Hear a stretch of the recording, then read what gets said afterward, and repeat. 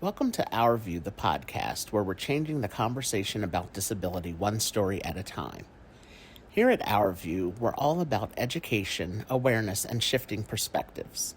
With each episode, we dive into honest, meaningful conversations with individuals from across the disabled community, amplifying voices, sharing lived experiences, and challenging the way society sees disability. Because disability isn't a limitation, it's a part of the human experience. So pull up a seat and join us as we broaden the view and bring real, powerful stories into focus. This is Our View. Welcome, everyone, back to a new episode of the Our View podcast. I'm your host, Arthur Aston, and I am joined today with my guest, Kori. So thank you for joining me today, Kori. It's great to meet you virtually, and thanks for being on the podcast. Yeah, thank you so much for having me. When you were talking about your mission and how this all got started, it just really reaffirmed why I wanted to be a guest. And even if I couldn't be a guest, to just get more involved in your world, because I absolutely love the mission that you are undertaking here. So thank Okay, you. thank you. Yes, thank you so much. It's really great. Um, doing the podcast, I really enjoy it because I get to meet people from all over the world. Literally, someone who is a previous guest this season when this podcast will be released. She's from Spain, but she's living in London, and I've had people on from New Zealand and Wow. Ireland. So it's really great to connect with people from around the country and then also from around the world. So really grateful to have you on, and thank you for wanting to share your experience and your story with everybody. Yeah, no, thank you. Yes. Again, it's absolute pleasure. Yes. So speaking of your story, can you share your story with us and tell us some fun things about yourself? Sure, sure. So, I don't know if you want me to start at the beginning or if I start in the middle. 'Cause if I You can start at the start wherever you'd beginning, like. I was the undiagnosed, well, 2021, let me phrase it here. I was officially diagnosed with ADHD inattentive and autism level 1. Um, and part of the reason that I sought that out was in case I ever needed to be on medication. I'm a believer in it for people who need it. I don't think there's any shame around that. And prior to the official formal diagnosis process, I self-diagnosed with ADHD because it just felt like there was something off, that there was just something not quite ticking the way it should be. And that was coming from two different places. One, from seeing it in the struggles that my youngest daughter was having and how much it mirrored my own childhood. And then in my older daughter, who's non-speaking autistic, and the way that I was like when I was researching things at that time for executive dysfunction and how it changes as you get older and how to support it and all that kind of stuff, it just got the gears going and things started clicking. It's like, all right, maybe I need to look further into this, not just for her, but for me. And then again, looking at all of the things that I had gone through as a child, undiagnosed, and reading about, you know, what the ADHD experience is like for women and for girls who do go misdiagnosed. Uh, it's like, this looks really similar. Okay. And I even remember it because my mom is meticulous about keeping my school records. When I was in elementary school, I got diagnosed with a learning disorder. Mind you, this was in the early 90s. So back then it was, there wasn't always a name for these things. But I remember that. And I also remember numerous trips going to the resource room at our school for help with math because the numbers were just not, math has never been my friend. Um, so I broke that Asian stereotype. Asians are good at math, not this Asian. um, and, later, much later in life, it was, oh, okay, I don't have dyslexia. I have dyscalculia, which is dyslexia, but for numbers, as I like to tell people. And it was just so many other things in my life started making sense the more I started digging into ADHD inattentive, which used to be called ADD before the DSM to start to go on this over. I could rant about that, but I'm not going to. Um, so yeah, that's where I ended up with my diagnosis, the dual. Um, I balanced that on top of, some mental health issues that it, it keeps things interesting. Um, and as I mentioned, I have a 23-year-old. She's turning 24 this year in July, and she's non-speaking autistic. And when she was diagnosed, this was before the days really where Facebook was a thing. I think MySpace might have still been popular. Um, and really before Google started, taking over everybody's life. And Mhm. so the support, I had to go through libraries, I had to go through old-fashioned, support networks and all of that to find resources for autism, and in particular for autism in girls, because most of the research out there was for boys, and it was for the higher functioning boy. I had a low functioning girl. So it was a nightmare. Um, Feeling, like that unsupported. And that ultimately, though, became the catalyst for starting my business, which started just as a mom blog, evolved quickly into an autism parenting blog, because I still saw the struggles from parents who were raising girls, because there's still such a gap, not just with autism, but with ADHD as well. And it's frustrating. And then it fueled my, I guess, necessity and need to do this and to be in this space. Um, and then after my own diagnosis and watching, my younger daughter and the struggles that she goes through, both internally and externally, it's like, this is where I need to be, is with the late diagnosed moms who are raising the next generation of, whether it's the autistic ADHD daughter, because we're going to be the ones who change things, and our daughters are going to be the ones who really break through and make those big, big changes. So that's when I made that shift. And there's other pieces that I want to address outside of the gender issue. It's also, eventually, my goal is to have a nonprofit, and for that to fuel different avenues, um, which aren't related to disability, but one of them for to address, I think, it's the gap, the disparity gap between the races, because I've Mhm. noticed that's a huge thing too. Like, Yeah. um, obviously, I can only speak to the Asian American experience, but for us, we're, nicknamed the model minority, and it's like, yeah, well, screw that. Um, we still have problems and we still have issues, and in a lot of Asian households, they don't talk about disability. They don't talk about mental health. They don't talk about these things, but we need to. And that stigma just needs to be, removed. So that's going to be a later, it'll come when it's meant to come. Right now, Yeah. yeah. So that's Yeah. my story all over the place. No, and you know what though? That is, I shared with you and people who have listened to this podcast or who know me, I started Our View so we can change the tone of conversation about Mhm. disabilities. And that includes, like you said, the disparities in the gender, the diagnosis, and the being less diagnosed or being later diagnosed because you're Asian or African American or whatever the case may Yeah. be. Yeah. These things have to be talked about. So it's great that you are heading into, heading in that direction with the work that you're doing. So so great to hear. That you will Yeah. be addressing those topics and trying to uh, let's get to the bottom of this finally, because it's like Well, that about time was that somebody does it.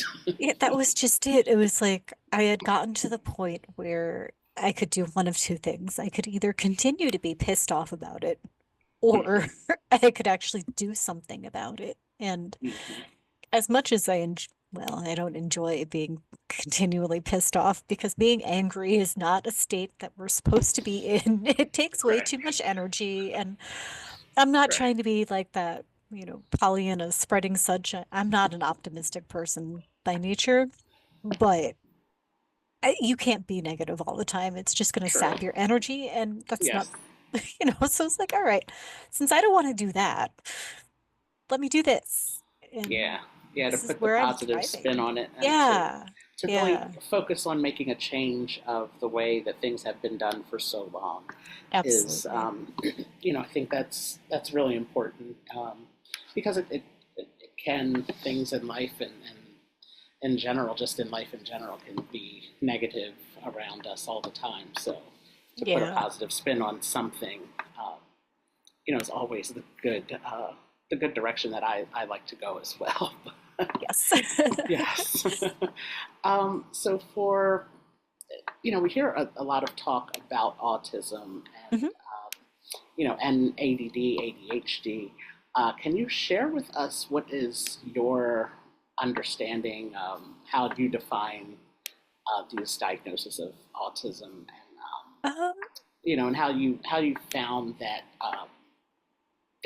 they impact your life?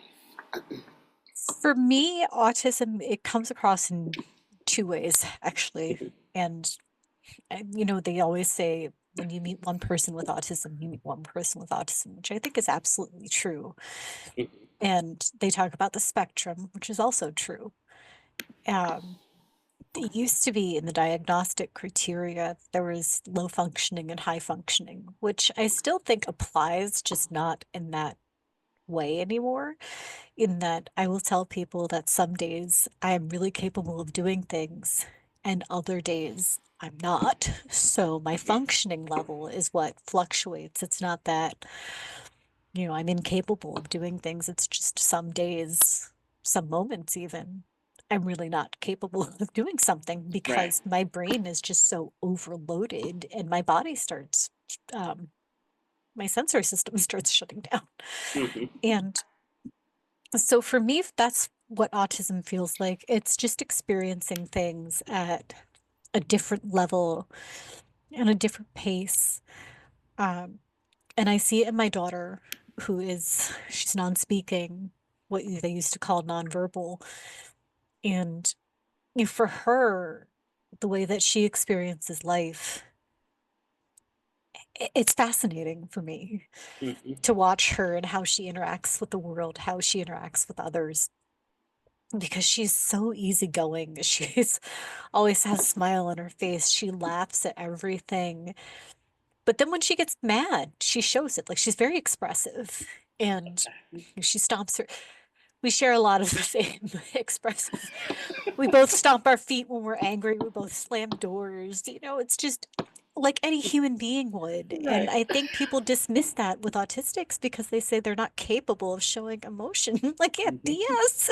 Right. Or they're not capable of caring. Like, BS. Right. My daughter is one of the most loving people Hmm. I've ever encountered. And then for ADHD, this is, I think, my biggest issue with it. It's called attention deficit. There's nothing that's completely inaccurate. It's not this deficit of attention, it's the inability to direct that attention or the inability to focus on what's supposedly the right thing. Um, it's so much more than attention deficit and Hmm. hyperactivity. And hyperactivity for me, it's not, you know, the racing child or whatever. It's my thoughts. Hmm. I have racing thoughts that are just all over the place at any given time. And yeah, do I have some attention issues? Of course I do. I will be the first to admit to it. But it's so much more than just that. And as I was looking into both autism and ADHD, noticing how much overlap there is between the two, but they're also both very different. Hmm. And I've, talked to other ODHDers, autistic ADHDers, who have said the same, is that we feel both at the same time to varying degrees. And yeah, I've said to people the best way I can explain it, it's like you have both Android and iOS on your phone at the same time. Oh, So same operators, very different operating systems, some similar features, but very different. And they're competing.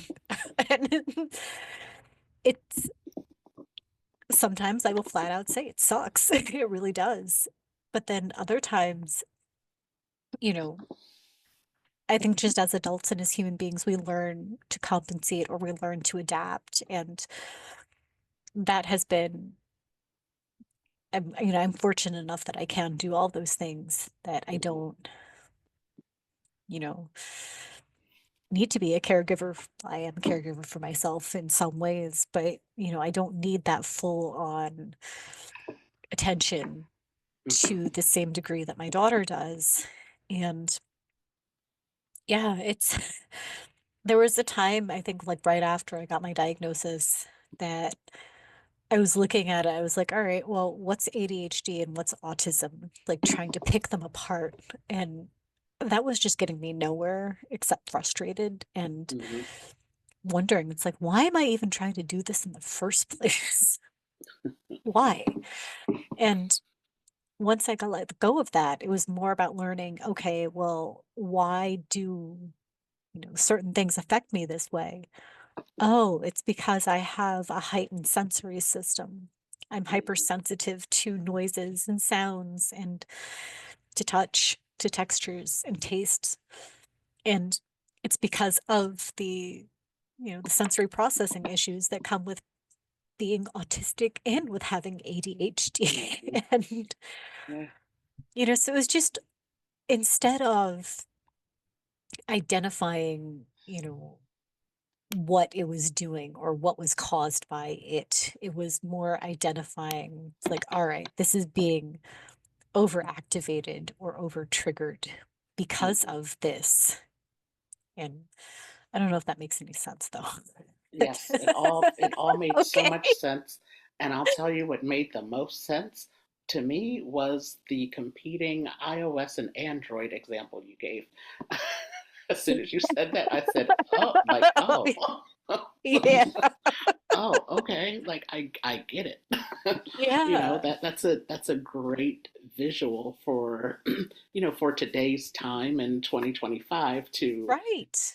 to use that as an example because people understand what that's like to say, oh, they have an Android, oh, they have an Apple, an iPhone, Hmm. and they do similar things. You can make calls on them, you can browse the internet, look at your social media things, but they are so different. They might have some of the same apps in common, but how you Right, use those apps is also right. different. It's It's a little different. Yes. And yes. like you said, to have them both operating at the same time, that can be overwhelming for people, I'm sure. And Yeah. overstimulating and like you said, the sensory part of it, for an individual, that can be a lot to a lot to take in at all at once. So yeah, that when you said that, I was like, oh, okay, like that's Yeah. that's a great way to explain, Yeah. um, and for and especially for I'm in my 40s, so especially for like the younger generations who, I know my phone can do a lot. I know I don't use it to its full potential, but um, Same. yeah, using that phone example was really really great.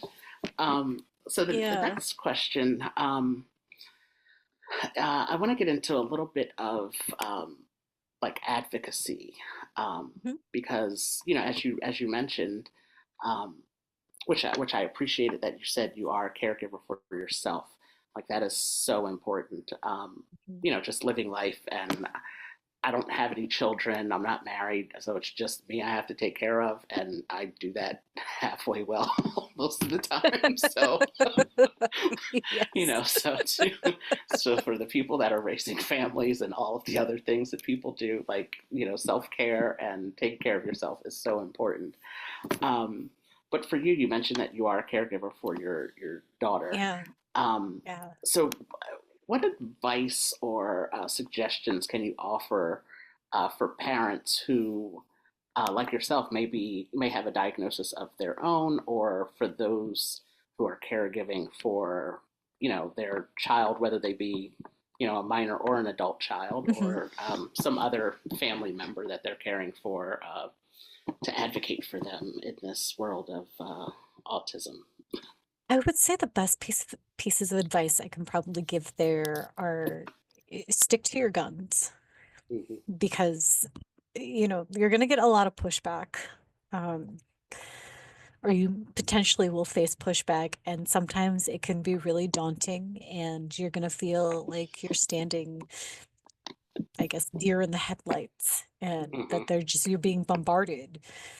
Take control of the situation and don't feel like you're being pushy. You're not being pushy. You are standing up for yourself. You are standing up for your child, adult child, or, Hmm. young child, or yourself. And that's not being pushy at all. So don't let, society frame you as this pushy, you know, demanding, whatever they want to call you, Right. because you're not. You are Right. standing your ground. You are firm in your decisions. And, people, they're going to say, oh, well, they're being aggressive. No, they're not being aggressive. You're reacting unreasonably. Hmm. I mean, come on. Why don't you own up to your own reaction instead of painting someone else in such a negative way? It's ridiculous, especially when, what you're asking for isn't beyond the scope. Right. It's not like you can't make it happen. And when that does happen, I would say it's like, well, what are the steps to make it happen?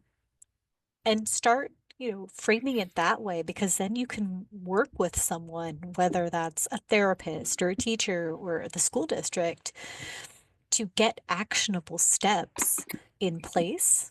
And once you have those, then you can follow through. And that is where you really do need to use the term pushy, stubborn, whatever you want to call it, but you need to follow through. Hmm. And make sure that they are following through, because so many times what I've seen happen is that parents will get promised this and that, and it never comes to fruition because they aren't following up. They may have asked for it at the IEP meeting and they may have gotten it, but then it's not showing up later. And, you wonder why. It's because you're not following up, and you need to follow up and follow Hmm. through. And there was a friend of mine, very close friend of mine, who was going through some issues with her child's school. It escalated to school district level. She had a lawyer involved, and it's sad when it has to get to that point, Hmm. but they weren't taking her seriously. They weren't following through, and she kept on them, and she got things changed. And the biggest win there, obviously, not just for her own child, but it makes a huge difference for every other child in the district. So I think that's the other thing that we keep in mind, is that when we get our wins for our kids or for ourselves, we are taking another step forward to getting those same wins for another child, for another parent, for another individual. So it's a collective Hmm. growth. It really is. And we need to celebrate that. I don't think we do enough. It's like, okay, yeah, this was a hard fight, and acknowledge that too, because it's hard. Right. This is not easy Right. work. Like, Right. We got through it, but it was not easy. right, it Right. was not easy, but Exactly. you got through it. Celebrate that. And I think that's the Hmm. other thing too. It's like we don't acknowledge all of the victories that we have in life, because sometimes it seems so small, and so many people are going to be so quick to say, it's like, well, you're not looking at the bigger picture. I'm like, I'm very aware of the bigger picture. Just let me have my moment right now. and Right. then we'll move on. Yeah. Stop raining on my parade. Yes. I truly appreciate what you said of, you're in the moment, you're fighting for yourself or for your child, but it's also helping others. It's Mhm. bigger than just us as individuals. The changes that we help make benefit and impact so many other people. Yeah, And that even if you is don't see it right away, it right. eventually is going to. So, Yeah, that is such a great thing to acknowledge and to say, and for everybody to be mindful of. What we do to help ourselves is also beneficial to other people. So it is bigger than just us as yes. individuals. And it wow, that was, yeah, I really appreciated you saying that. Again, because that's going back to our view and starting this, like it's bigger than just me. Like I'm just Yeah. I'm one person with one disability, but there are so many people living with so many different disabilities and caregiving for people with so many disabilities. Um, but our stories are important to share and to be talked about. And um, I've realized very early on that it's all so much bigger than me. So it definitely impacts. Sharing your story and other stories through this podcast really has been helpful to me and to other people for sure. Yeah, So yeah. absolutely. I've really enjoyed this conversation, and I have just one, really, it's kind of two questions. So the first part of the question, I'm trying to ask most of my guests. Can you share with us one or two resources that you would like to share that can help people better understand autism and or ADHD? It can be books, movies, YouTube videos, websites, whatever you Uh, choose to share.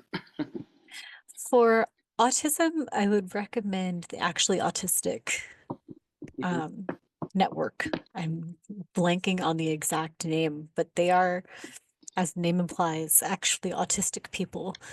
And learning from actually autistic adults and their experiences, I think goes a very long way.